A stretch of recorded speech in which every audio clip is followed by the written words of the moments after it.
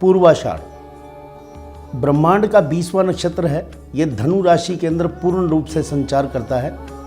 13 degree 20 minute से लेकर के 26 डिग्री 40 मिनट तक इसका स्थान है और इसके पीछे 2 सितारे नजर आते हैं बहुत चमकते हुए, और इनकी आभा एक ऐसा शेप बनाती है, एक ऐसी वृत्ति या आकृति बनाती है जैसे हाथी का दांत आसमान की तरफ को हो और हाथी चिंगाड़ रहा हो क्रोध की अवस्था में। पूर्वाषाढ़ नक्षत्र का स्वामी ग्रह शुक्र है, पूर्व इसकी दिशा है, मोक्ष मांगता है हमेशा। धनु राशि के अंदर शुक्र का नक्षत्र, दोनों विरोधाभासी चीज़ें हैं, लेकिन दोनों ब्राह्मण होने के नाते एक अच्छा योग बनाते हैं, एक अच्छी मनोवृत्ति भी बनाते हैं।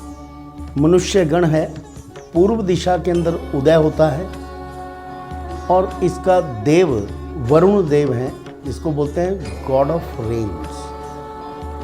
रेन्स तो नहीं कहूँगा, गॉड ऑफ वाटर, यानी कि जल तत्व। जितना भी ब्रह्मांड के अंदर जल है उसके देव वरुण देव हैं। बू, फा, धा और बे, ये इसके 4 नाम अक्षर आते हैं, या इन्हीं वाइब्रेशन से ये नक्षत्र गुंजायमान रहता है। अब देखिए 2 तत्व इसके अंदर मिले गुरु और शुक्र का, क्योंकि धनु राशि है और उसके बीच का पूर्ण रूप से 13 डिग्री 20 मिनट लिए हुए ये पूर्व यानी कि पिछला, और आषाढ़ मीन्स जो करने के लिए उद्यत रहता है, पीछे से आकर भी दोबारा उदय हो जाता है, या पिछले जन्मों के कर्मों से कुछ लेकर आता है और उसका भोग इस धरती पर भोगता है। गुरु की राशि होने के कारण ये जो एक हाथी का दांत दिखाई देता है इसके पीछे, वो गणेश जी का एक दांत भी ऐसी उपमा दी गई है कि जिसको कोई हरा नहीं सकता, इनविंसिबल है, दोबारा से चीज़ों को करने में सक्षम रहता है, और नहीं भी करे तो एक बार में ये अपनी जीत प्राप्त कर लेता है। बहुत ताकतवर लोग होते हैं ये, इनकी जंघाएं बहुत मजबूत होती हैं।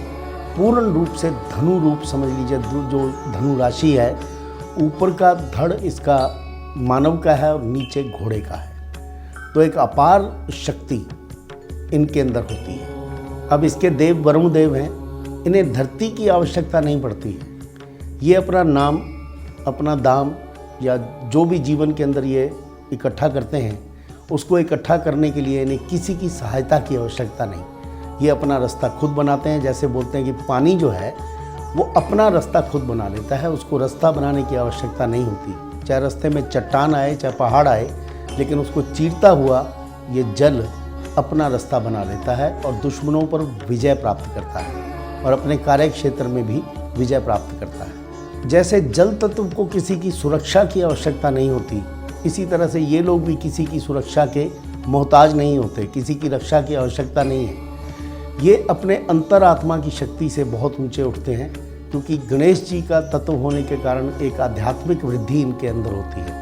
दूसरा, गुरु और शुक्र का जो सम्मिश्रण इनके अंदर जाता है, 2 ब्राह्मण या 2 थिंकर, सोचने वाले, 2 बुद्धिजीवी व्यक्ति यदि इकट्ठे बैठ जाएंगे तो उनकी बुद्धि का विकास आप अंदाज़ा लगा सकते हैं कि किस तरह होगा।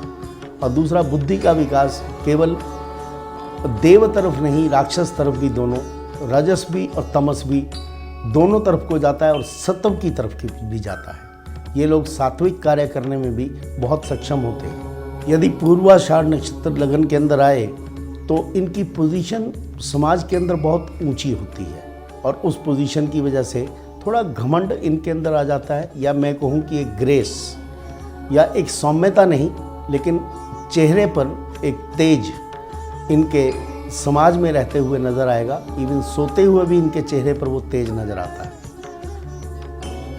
जब किसी के साथ हम्बल होते हैं या फिर उनके साथ व्यवहार करते हैं तो बहुत ही दयापूर्ण का व्यवहार करते हैं। करुणा भी इनके अंदर कूट कर भरी होती है, लेकिन अंतर्मन से ये बहुत स्ट्रांग होते हैं, बहुत ताकतवर होते हैं।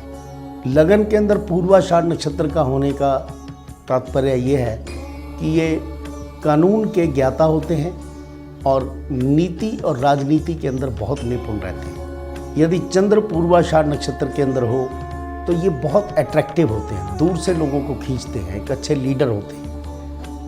और इनकी पर्सनैलिटी को देख करके बाकी लोग ईर्ष्या भी महसूस करते हैं और उसी ईर्ष्या का ये फ़ायदा उठाते हुए अपने ध्येय को चीरते हुए, जैसे एक तीर चीरता है या फिर हाथी अपने दांत के साथ जिस तरह दुश्मन को चीरता हुआ निकल जाता है या भीड़ को, तो उसी तरह से ये चीरते हुए दुनिया के अंदर अग्रसर हो जाते हैं। बहुत कम दोस्ती पालते हैं, लेकिन कुछ दोस्तों के साथ बहुत गहरा संबंध होता है। इनकी स्किल, जो कार्य करने की जो शैली है, वो बहुत ही तेज होती है और उस तेज के आगे कोई टिक नहीं पाता। सूर्य यदि पूर्वाषाढ़ नक्षत्र के अंदर हो तो ये समझ लीजिए कि वो व्यक्ति लीडर है या फिलॉसफर है या फिर धर्मगुरु है, दुनिया को रास्ता दिखाने वाला है और बहुत ही दयावान होता है अंदर से। एक अच्छे पॉलिटिशियन या एक अच्छे राजा के गुण उस व्यक्ति के अंदर होते हैं। छोटे लोगों से बहुत प्रेम करता है और कई बार उन्हीं से मार भी खाता है। जीवन के जितने भी ऐसे कार्य जो कोई ना कर सके, ये सूर्य पूर्वाषाढ़ नक्षत्र के अंदर हो तो वे व्यक्ति करने में सक्षम हो जाते हैं। जहाँ असंभव शब्द आता है वहाँ पूर्वाषाढ़ नक्षत्र का नाम अवश्य आएगा। लेखक, अध्यापक, प्रोफेसर, समुद्र के अंदर काम करने वाले लोग, शिप्स को ओन करने वाले या जिनके लोगों के समुद्री जहाज़ होते हैं या समुद्री जहाज़ से कारोबारी करते हैं या समुद्र से व्यापार करते हैं, ये इनके कारतत्व रहते हैं। लिखते बहुत अच्छा है, इसलिए बहुत अच्छे लेखक भी बन जाते हैं। इंपोर्ट एक्सपोर्ट का काम करना, फॉरेन ट्रेड करना, ये इनके कारतत्वों में शामिल रहता है और कई बार ये लोग एक अच्छे एक्टर भी बन जाते हैं। मिमिक्री, जिसको बोलते हैं नकल उतारना, ये बहुत अच्छी तरह जानते हैं। सेहत के अंदर इनका गाल ब्लैडर, रूमेटिक सिस्टम यानी कि सांस की बीमारी, किडनीज का प्रॉब्लम, गॉल ब्लैडर, ये थोड़ी सी समस्याएं इनको जीवन के अंदर झेलनी पड़ती हैं।